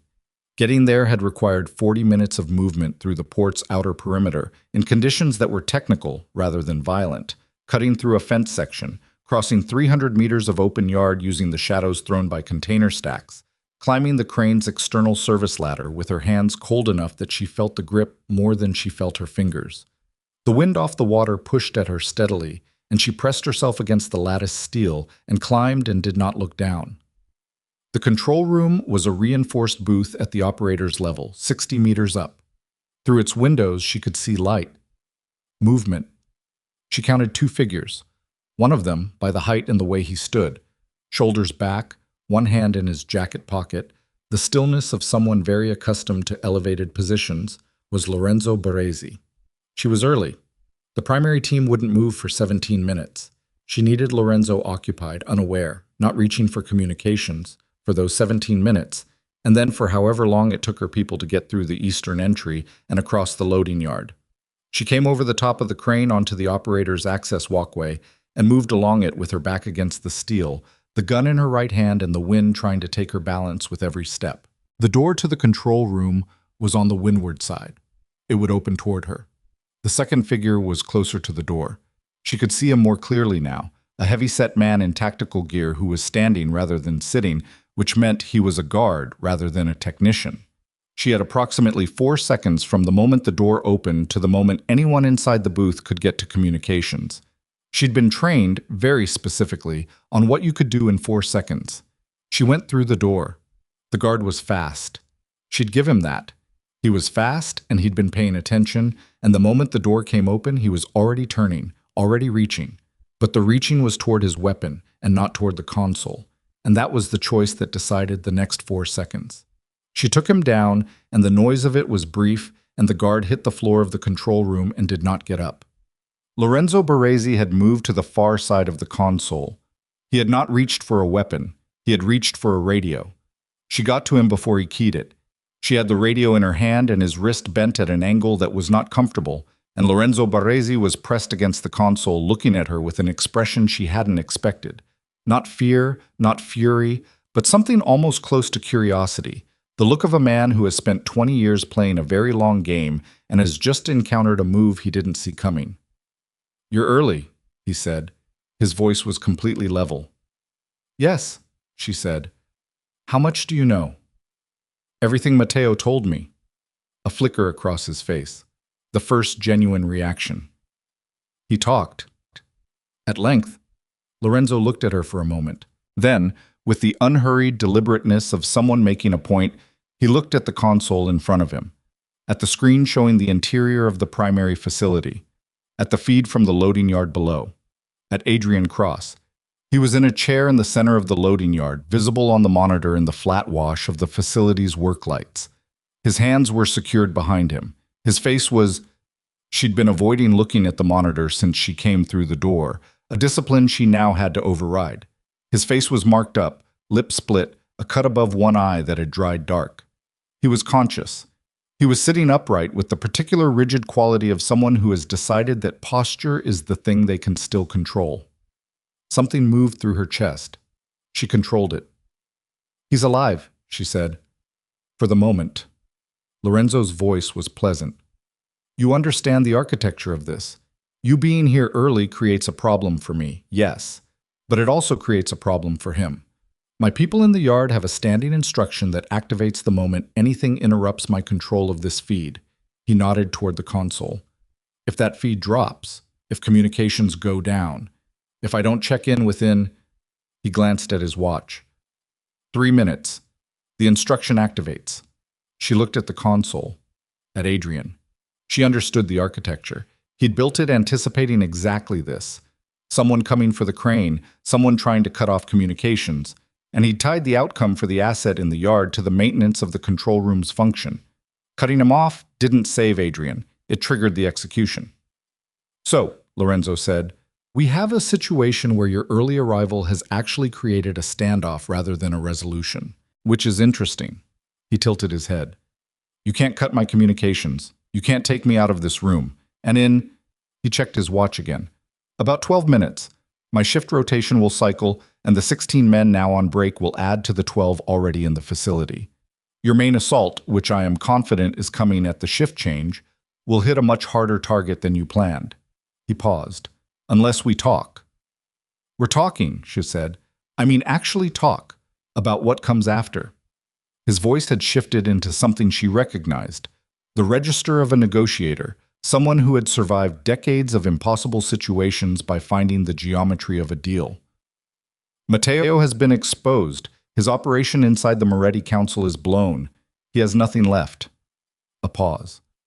"I, on the other hand, have been his instrument without his full transparency. There are things I've done that cannot be undone, but there are also things I haven't done, things I've prevented." He held her gaze. "Your mother's death. I want you to know that I did not order that." "I know," she said. "Matteo did." Something shifted in his face, surprise, genuine, the look of a man recalibrating who knows what. "Then you understand that my position in relation to your family's history is not what..." "Lorenzo." Her voice was flat. "Stop." She looked at him directly. "I'm not interested in your position on my mother. I'm not interested in what you ordered versus what you didn't. I'm interested in Adrian Cross being alive in 4 hours. I'm interested in you picking up that console right now and telling your people in the yard to stand down. And I'm interested in you understanding that the thing you're about to offer me, whatever deal you've been building toward in the last 2 minutes, is not a negotiation. It's a surrender. The only question is what kind." He looked at her. "You sound like Dante," he said. "No," she said. "Dante would have been more polite." She pressed his wrist slightly harder. "Check in, right now, keep the feed running, and then we're going to stand here together and watch my people come through that eastern entry and cross your loading yard, and you're going to use this console to make sure not one of your men fires a shot. Because the alternative, she let him feel the geometry of his position against the console, is not a version where you walk out of this building. A beat. Lorenzo Baresi looked at the console, at the feed, at Adrian in the chair below. He picked up the communication panel. He checked in. The 3-minute clock reset. Good, Ilara said. She did not relax. Her grip did not change. Now we wait. 200. Came in the eastern entry blue at 22:01. She watched it on the console, the charge that took the reinforced door off its tracks, the 6-second gap before her people came through, the disciplined spread of entry that her 2 field commanders had drilled into the team in the 90 minutes of preparation they'd had. On the loading yard feed, she could see Lorenzo's people reacting, weapons coming up, movement toward cover. And she watched Lorenzo, and he did not reach for communications because her hand was on his arm and the geometry of the room had not changed. The firefight in the facility was ugly and loud, and she could hear it even 60 meters up through the steel of the crane, a percussion of controlled violence that echoed off the water and the container stacks and the low gray sky. She watched the feeds and read the tactical situation in real time and made 2 calls. One to redirect her people around a flanking position Lorenzo's team had taken up behind the secondary building. One to bring the reserve element through the western approach using a maintenance access Matteo had described. Lorenzo watched her work. She was aware of him watching. She was aware of him reading her, the same way she'd been reading the building, the feeds, the situation. He was a man who had survived by understanding what he was dealing with, and he was updating his understanding in real time, and she let him, because what he was learning was exactly what she wanted him to know. The firefight lasted 11 minutes. At 22:13, her primary commander's voice came over the encrypted line. Yard is ours. Asset is secure and mobile. Adrian was alive. She exhaled once, controlled. She did not close her eyes. It's over, she said to Lorenzo. He looked at the console, at the yard below, where her people were moving through the aftermath with the efficient care of professionals. At the chair where Adrian had been sitting, which was now empty because Adrian was no longer in it, because someone had gotten to him and cut him free, and he was somewhere in that facility right now breathing the cold harbor air and being alive. Yes, Lorenzo said. He sounded surprisingly very tired. Not defeated, tired. The specific fatigue of someone who has been at war for 20 years and has just fully understood that this particular iteration of the war is done. You're going to stand trial, she said, within the legitimate structures, not ours. He looked at her. You're serious. Part of what I'm building, she said, is a version of this world where the accounting happens in the light, where possible. She held his gaze.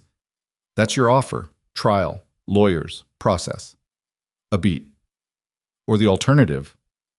The alternative being. We don't discuss it. He was quiet for a moment, then, Matteo. Matteo will face the same offer. He won't accept it. I know, she said. Something moved across Lorenzo Baresi's face. The complicated expression of a man thinking about the person who had built him into a weapon and aimed him at targets for 2 decades without full transparency, and arriving at a feeling about that person that was not quite rage, but lived in the same neighborhood. All right, he said. She came down the crane at 22:31 with the rain starting, light and cold, the kind of rain that doesn't announce itself but is simply there when you're not expecting it.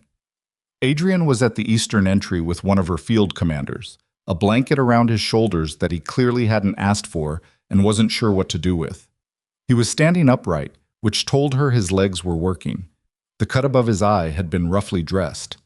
He was looking out at the harbor when she came across the yard, and he turned when she was 8 meters away, and they looked at each other across the wet concrete in the rain and the aftermath.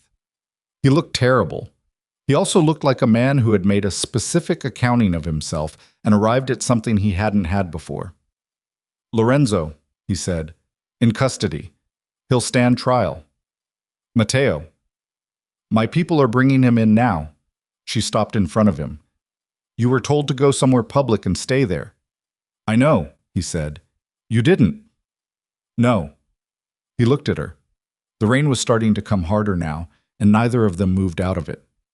They came for me at the hotel, 2 men. I think they were watching me from the time I left the office. He paused. I didn't make it easy for them, for what it's worth.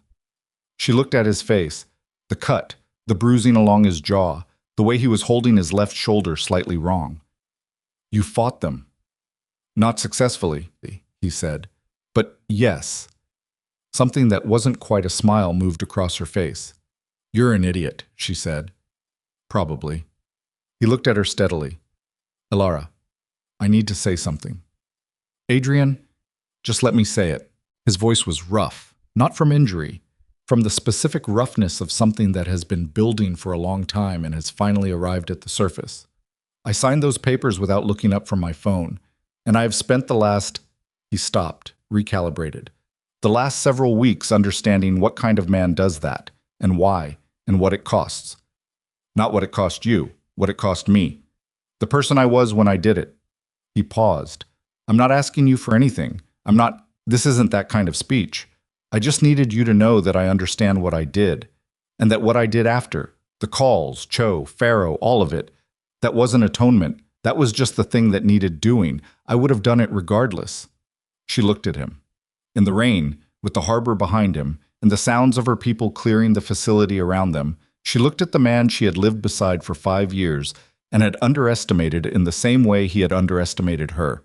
Not because he wasn't intelligent, but because she'd been so practiced at being invisible that she'd made it easy for everyone around her to not quite see.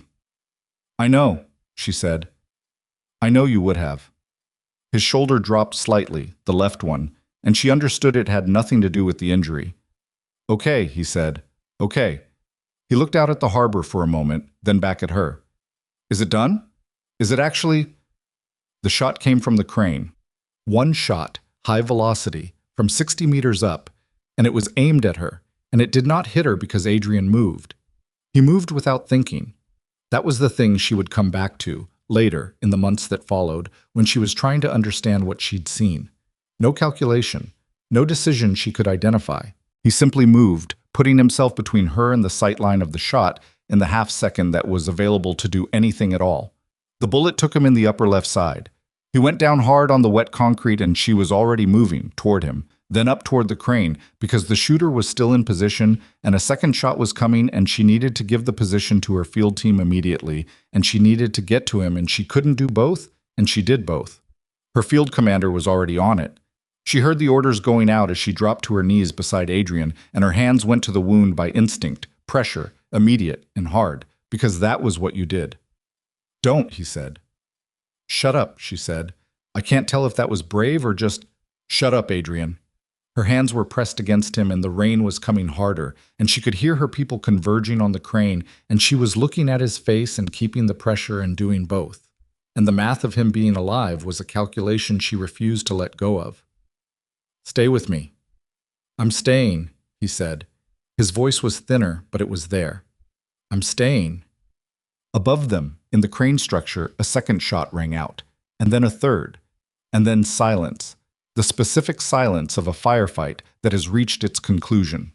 She looked up. Her field commander's voice came over the line.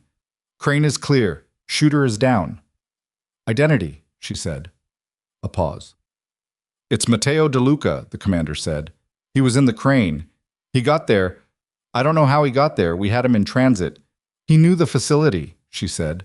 Matteo, who had built this place's counterpart in his head during 19 minutes of talking. Matteo, who had described it with the pride of someone who knew it intimately because he'd helped design it. He knew it better than I did. She looked back down at Adrian. His eyes were open. His jaw was set. His hand had come up and covered hers against the wound, not pushing her away, just there, pressing with her, adding whatever he had to the work of keeping him inside this moment and not somewhere else. How bad, he said. She looked at the wound, at what she could assess from what she had. You're not going to die, she said, and she said it with the flat certainty of a fact rather than a wish, because he needed a fact and not a wish right now. You don't know that. I do, she said. I've seen worse and I'm very good at this. Don't argue with me about things I'm right about. Something moved across his face. Not a smile exactly, the foundation of one. Okay, he said. Her people were there in 40 seconds with the medical kit, and she stayed at his side, and the rain came down, and the harbor moved in the darkness beyond the facility's lights. And somewhere in the crane above them, the man who had built 23 years of careful destruction had reached the end of everything he'd been building toward. She kept her hands where they were, and kept the pressure, and kept her eyes on Adrian's face, and waited for the helicopter she'd already called, which was 4 minutes out, which was inside the margin, which was going to be enough. It had to be enough. She had not come this far, through all of it, to lose him on a concrete yard in the rain to a man who should have been stopped 20 years ago by people who should have been paying attention. "Talk to me," she said to Adrian. "About what?" "Anything. Just keep talking." He was quiet for a moment. Then, with the careful precision of someone who is marshaling their resources and choosing what to spend them on, he said, "I've been thinking about what I want to do after all of this. Not the company, not the acquisitions, the board meetings, none of that. Something different." "Tell me," she said. And he told her, and she listened, and the helicopter came in low over the harbor with its lights cutting through the rain, and below the crane where Matteo De Luca lay still at last. The long war that had consumed her family for 23 years was drawing toward its final breath. Show more. The helicopter set down on the roof of the Moretti Medical Facility outside Geneva at 23:09, and by 23:11 Adrian Cross was in surgery. Alara stood in the corridor outside the operating theater and did not sit down, because sitting down felt like a concession she wasn't ready to make. She stood with her back against the wall, and her arms crossed and her hands still carrying the dried evidence of the last hour. And she looked at the middle distance and ran through everything that still needed doing. There was a great deal that still needed doing. Pharaoh found her at 23:40 and stood beside her without speaking for a moment, which was one of the things Alara had always valued about Cecilia Pharaoh. The woman understood that silence was sometimes the most functional response to a situation and did not fill it with words that served no purpose. "Matteo," Alara said. "Confirmed deceased," Pharaoh said. "The shooter who came off the crane. He took 2 rounds from your field team before he went down. He was already wounded when they reached him. He didn't survive the night." Alara absorbed that. The man who had killed her mother, who had embedded himself in the architecture of her family for 23 years, who had built a conspiracy so patient and so precisely maintained that even Dante, who had spent 30 years learning to read people the way other people read weather, had never seen it. Dead on a wet loading dock in the South Harbor. Not in a courtroom, not at the end of a formal accounting. She'd wanted the courtroom. She'd offered him the courtroom. He'd made a different choice. "Lorenzo is in secure custody," Pharaoh continued. "His attorneys are already involved. The jurisdictional question is going to be complicated. There are 3 countries with legitimate claims. But the evidence package is substantial enough that I don't anticipate him functioning freely at any point in the foreseeable future." A pause. "His testimony, which his attorneys are already signaling he may offer in exchange for certain considerations, will be useful in documenting Matteo's operation, the internal council members who were compromised." "Reyes and Soren," Alara said. "And 2 others we didn't have," Pharaoh said. "Matteo's network inside the organization was more extensive than your observations identified.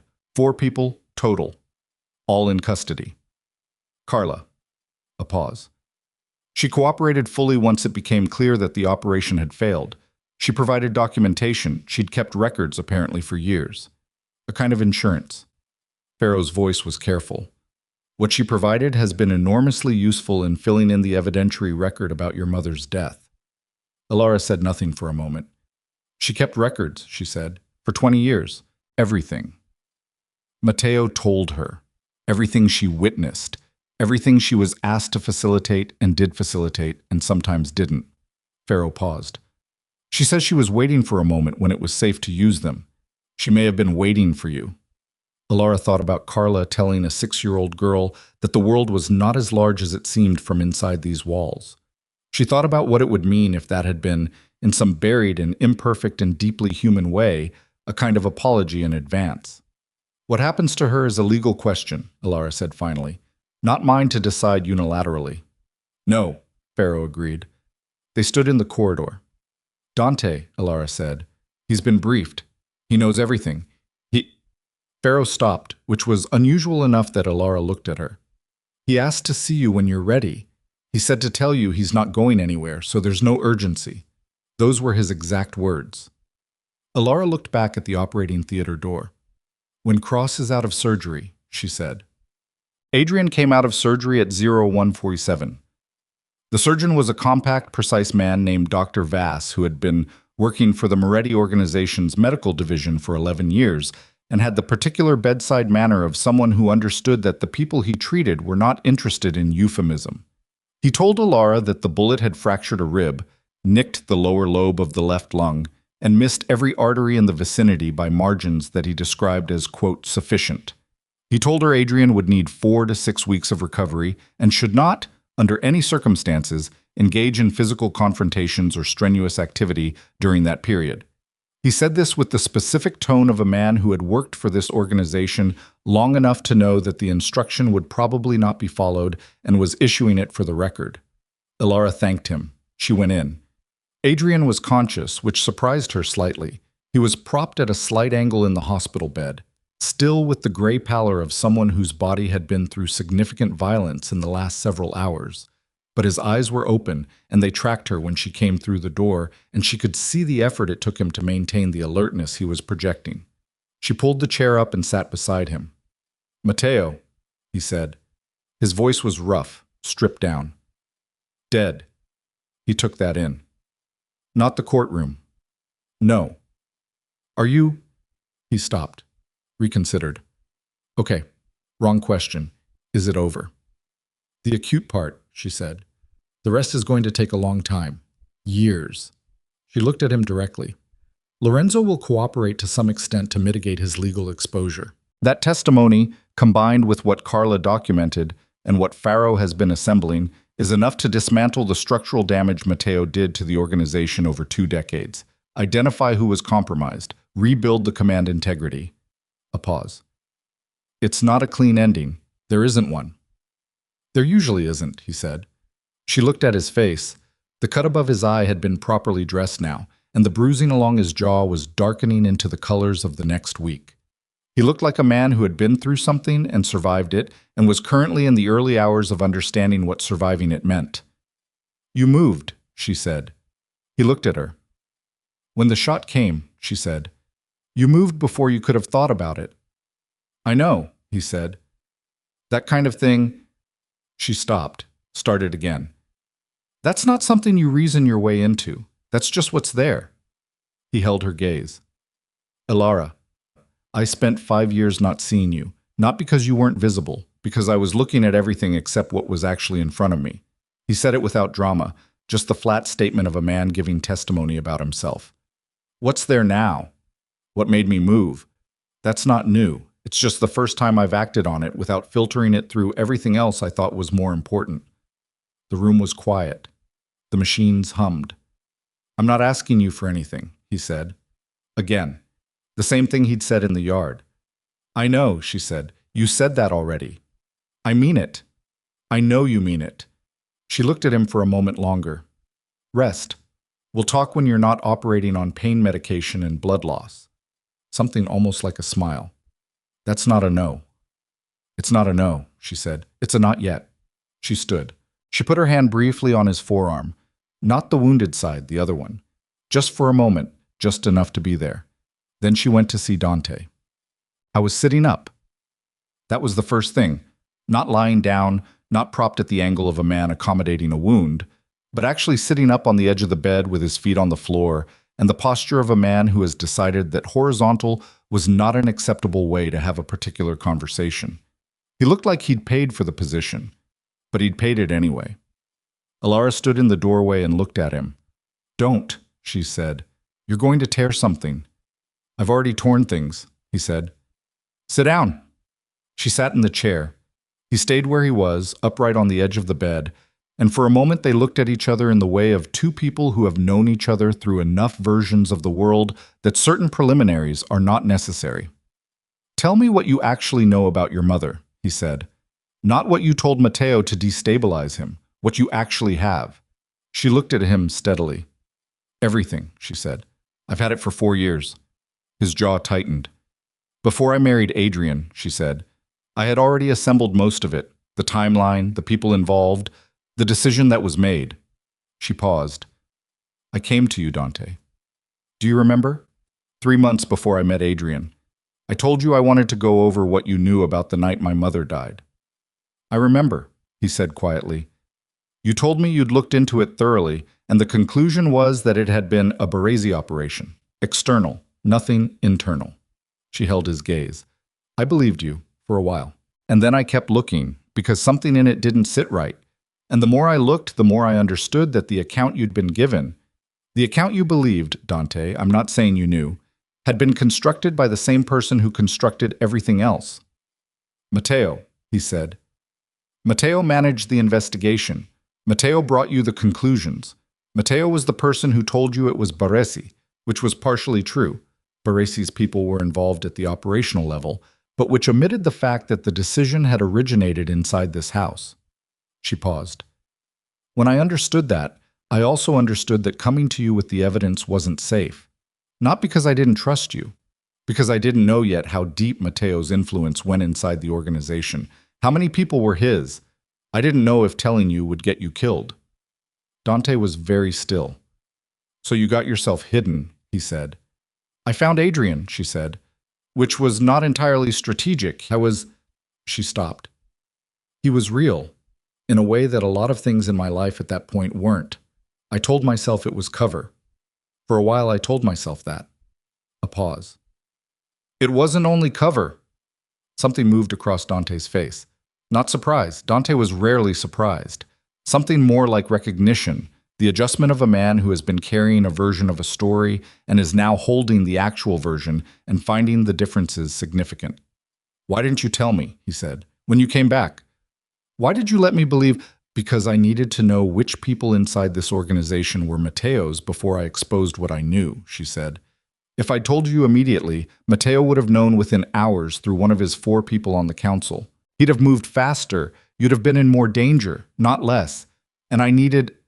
She stopped. Her voice was still controlled, but the control was costing her something visible for the first time in this conversation. I needed to do it right. I needed to build it carefully enough that it would actually hold. Because my mother deserved that. She deserved something that actually held. The room was quiet for a long time. She did, Dante said. His voice had gone rough. She deserved a great deal more than she got from the people around her, from me included. He looked at the floor. I was 17 when I met your mother. I thought I understood what this world was. I didn't understand anything. He looked up. I have spent 23 years believing I failed her through carelessness. I didn't know I was failing her through deliberate blindness that someone else had installed. You didn't know, Ilara said. That's not comfort, Ilara. I know it isn't. I'm not offering it as comfort. I'm offering it as fact. She leaned forward. Dante, what I need from you right now, not forgiveness, not understanding, not a reckoning about the past. What I need is whether you're going to be able to stand beside me for what comes next. Because what comes next is going to be harder than what we just survived. He looked at her. What comes next? He said. Rebuilding, she said. Not what this organization was. Something different. Something that doesn't require a 16-year-old girl to be erased from her own history to protect her from the people who are supposed to be her family. She held his gaze. The trafficking operations that have been running under cover of legitimate logistics contracts, those end. The relationships with corrupt officials that have been maintained through coercion rather than mutual interest, those end. The network stays, the reach stays, the intelligence infrastructure, and the security capabilities stay. But the way those capabilities are used, she paused. That changes. He studied her for a long time. You've been planning this, he said. Not just the last 11 days, longer. Years, she said simply, while you were married to Adrian Cross and living in a penthouse in Chicago. I was not idle during that period, she said. Dante looked at her, and for a moment the severity of his face softened into something that was as close to the things she'd known as a child as she was going to get from him right now. Your mother, he said, would have been... Don't, she said gently. We don't need that. He stopped, nodded once. No, we don't. He straightened on the edge of the bed. What do you need from me first? Sleep, she said.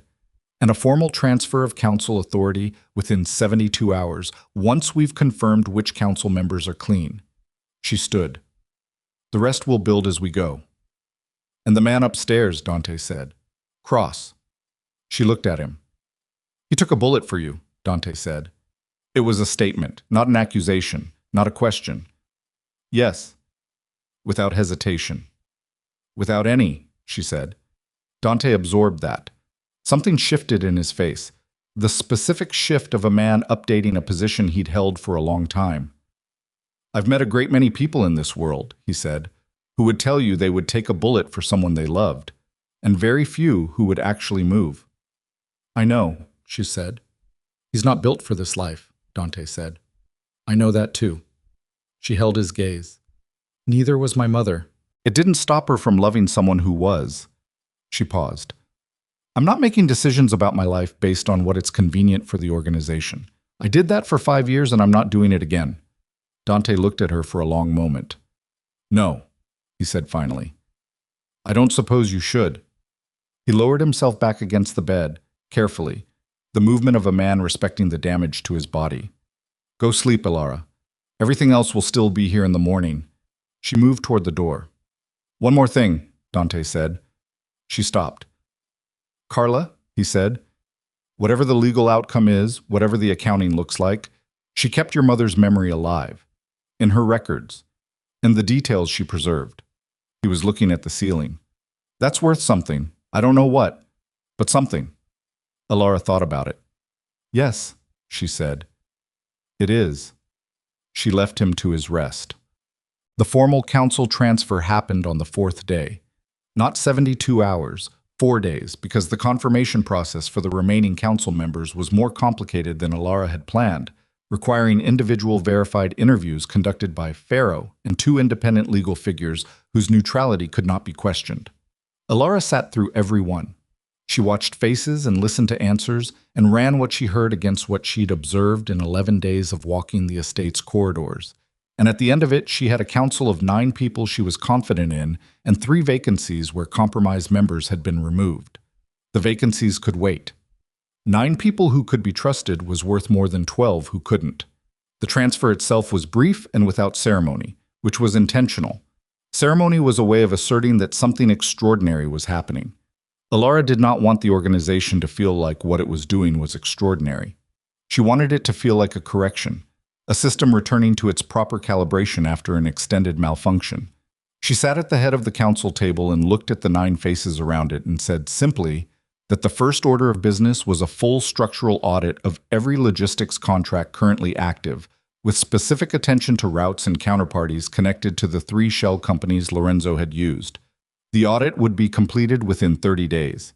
Any contract that could not survive scrutiny would be terminated. The second order of business was the establishment of an internal review mechanism that reported to the council collectively and not to any single authority, a structure designed specifically to prevent the concentration of influence that Matteo had exploited. The third order of business was a formal acknowledgement entered into the organizational record of what had been done to Ilara's mother and by whom. That one took the longest, not because anyone objected, because doing it properly, stating it plainly, in language that didn't hedge or soften or distribute responsibility in ways that made it easier to carry, required care. She wrote that section herself and read it aloud to the council, and when she finished, the room was very quiet, and she let the quiet be there for a moment before moving on. After the meeting, Pharaoh walked with her down the corridor toward the estate's main entrance and said, "You didn't mention what happens to the operational side, the security contracting, the intelligence network." "I mentioned the audit," Ilara said. "You didn't mention the future shape of it." "No." She pushed open the door to the exterior. The day was clear, the first genuinely clear day since she'd come back. The sky over Geneva pale and cold, and very clean. "I'm not announcing a future shape. I'm building it. There's a difference." She stopped on the steps and looked out at the grounds. "If I announce a vision, it becomes something people can debate or undermine before it exists. If I build it, it becomes real before anyone has decided whether they're going to oppose it."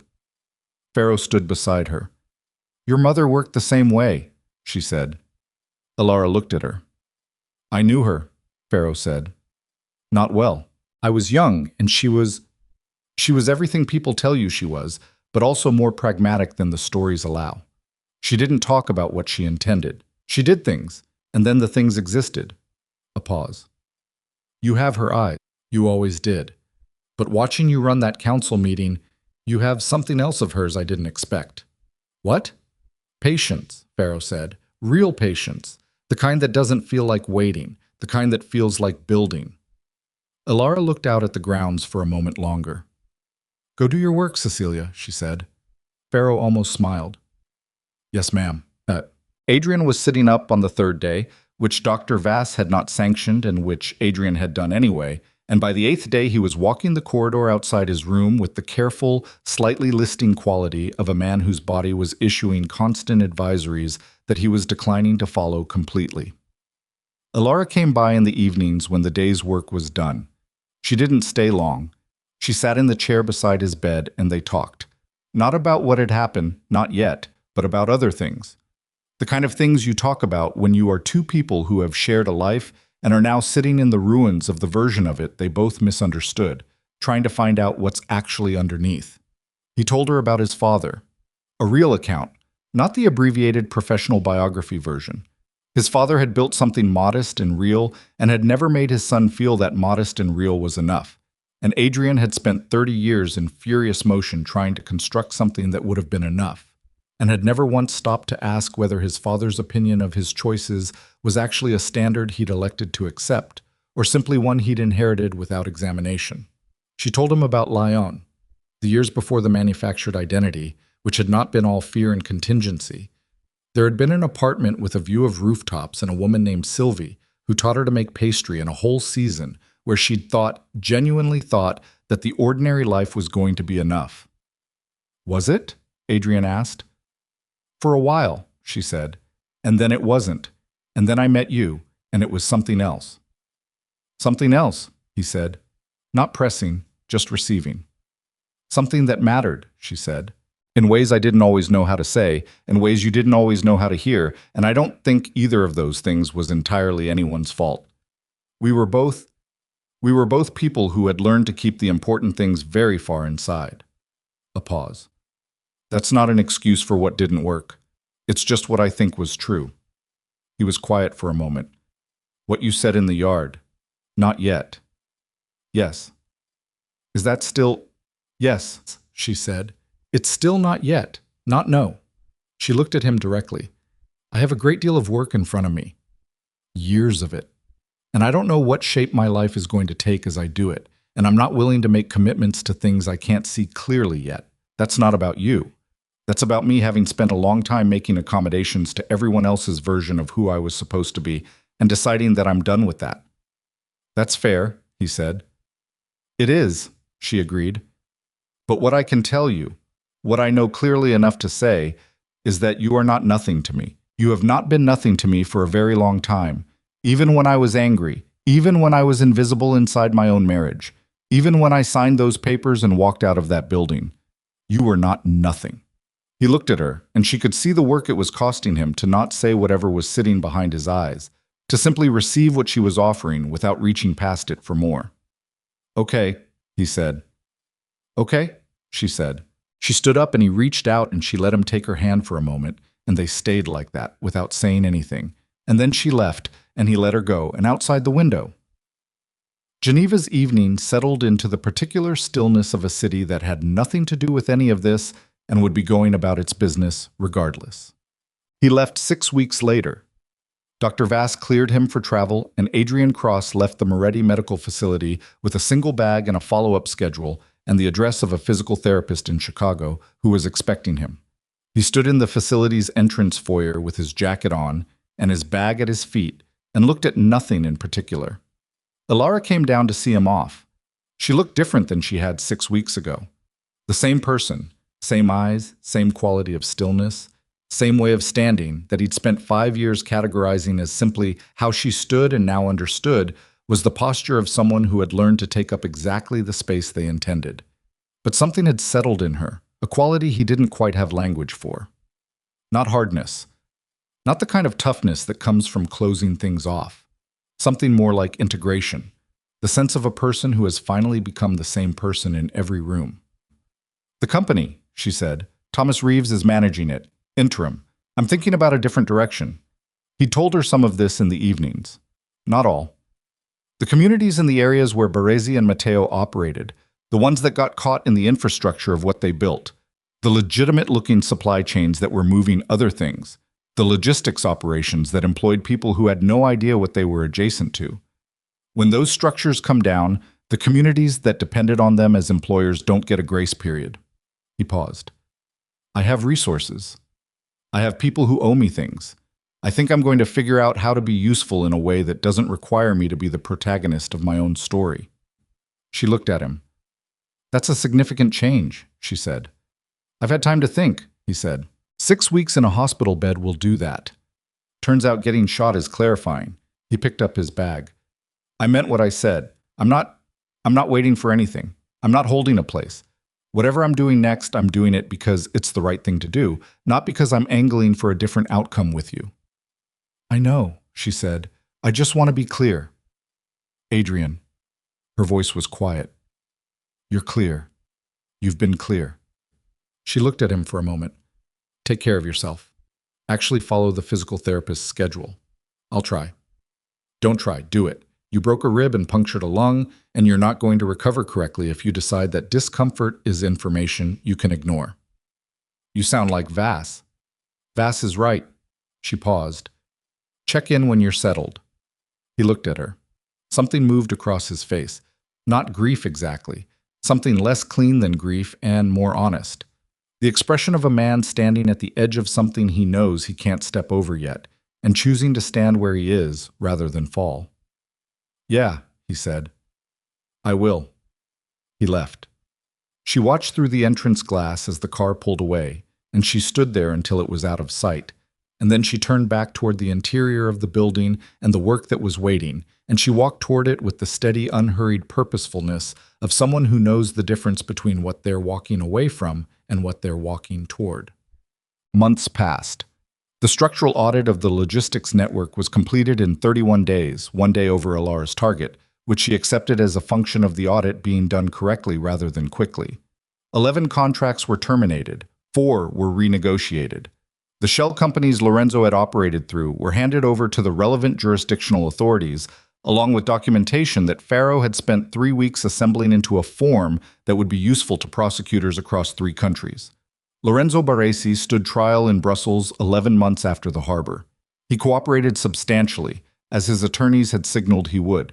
His testimony, combined with the documentary evidence, produced a legal reckoning that touched 37 individuals across 4 countries, and was described by journalists covering the proceedings as one of the most significant organized crime prosecutions in European history.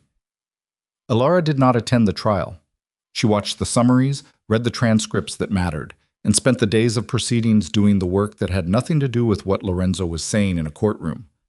Carla stood trial in a different jurisdiction, on different charges, under a cooperation agreement that reflected both what she had done and what she had preserved. She was convicted and sentenced. Alara provided a written statement to the court, not in mitigation and not in condemnation, a factual account of what Carla had given in those 20 years of records and what it had made possible. She did not attend the sentencing. Reyes and Soren and the 2 other compromise council members were processed through legal structures that Faro had spent months building. Proper structures, with oversight, with rights, with the kind of accountability that didn't require disappearance as its mechanism. It was slower than the other way. It was more expensive. It held. Dante recovered. He recovered with the impatience of a man who had never been comfortable being dependent and the grudging discipline of a man who understood that impatience was going to cost him more time, not less, if he didn't respect it. By the 4th month, he was walking the estate grounds each morning without the cane that Dr. Vass had recommended. By the 6th month, he was attending council meetings. By the 8th month, he was operational in all the ways that mattered, sitting to Alara's left at the head of the table, not at the head itself. He had not been asked to yield that position. He had simply stopped taking it, and she had not commented on it, and they had both understood without discussion that this was the correct adjustment. The Council of 9 became a Council of 12 again, the 3 vacancies filled with people who had been vetted with a rigor that the organization had never before applied to its own internal appointments. The vetting process was Alara's design and Pharaoh's implementation, and it was thorough enough that 3 of the initial candidates withdrew themselves rather than complete it. She took that as the correct outcome. The intelligence network that the Moretti organization had built over decades, the reach into financial systems, government structures, and the parallel economy that ran beneath the visible world. That network was not dismantled. Alara had never intended to dismantle it. What she dismantled was the purpose to which it had been directed. The trafficking infrastructure that had been embedded in the logistics network ceased to function within 60 days of the harbor, not because of a single decisive action, but because the supply chain it depended on was reconstructed around it in ways that left it without the concealment it required. The violent enforcement mechanisms that had operated in several markets were terminated through a combination of direct action and the removal of the financial incentives that had sustained them. What remained was an intelligence and security apparatus of considerable sophistication that operated on a principle Alara articulated to the council once and did not repeat, because she did not believe that principles needed to be repeated to people who had genuinely understood them, that power used to protect was not the same as power used to extract, and that the distinction was not semantic. It was the thing everything else depended on. She was not naive about what she was, about what the organization was. She had grown up understanding that the world contained structures that the surface world did not officially acknowledge, and that those structures were not going to disappear because someone wished them away. The question was not whether they existed. The question was what they were for. She was answering that question one decision at a time. Adrian sent a message in the 9th month, not a long one. He was in a city in southern Italy, a coastal community where 3 of the Baresi logistics facilities had been the primary employers before they'd been shut down in the wake of the prosecution. He was working with a consortium of local organizations on a reconstruction effort focused on employment infrastructure. He'd brought in 2 people from his old company who had the specific skills the project needed. He said the physical therapist had cleared him at the 3-month mark. He said the rib hurt in cold weather, but otherwise he'd mostly forgotten about it. He said he'd been thinking about what she'd said, about not making commitments to things you can't see clearly yet, and that he understood it and respected it and was not reaching past it. He said he hoped she was well. At the bottom of the message, after a gap, he'd added, "I can see the water from where I'm working. It's very blue. I thought you'd want to know something ordinary." She read it twice. She wrote back, "I'm glad you're there. The water is blue here too. It usually is."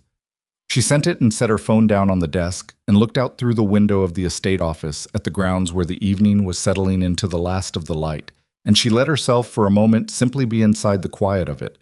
Not the quiet of hiding, not the quiet of someone making themselves small. The quiet of a person who has done the day's work and knows that tomorrow there will be more work, and is not afraid of that, and is not rushing toward whatever comes next, but is simply here, in the evening, in the particular piece of a life that is finally, imperfectly, entirely her own. Somewhere in the city below, in the ordinary life that ran parallel to all of this and knew nothing of it, people were finishing their dinners and putting children to bed, and arguing about small things and laughing at other small things, and the world was turning at its usual pace without asking permission from anyone. Alara Vale, whose name was not only that, and had never been only that, and would never again need to be hidden behind any name at all, looked out at the evening and breathed and let the quiet be what it was. The war that had consumed 2 generations was over. What came after it was beginning, and she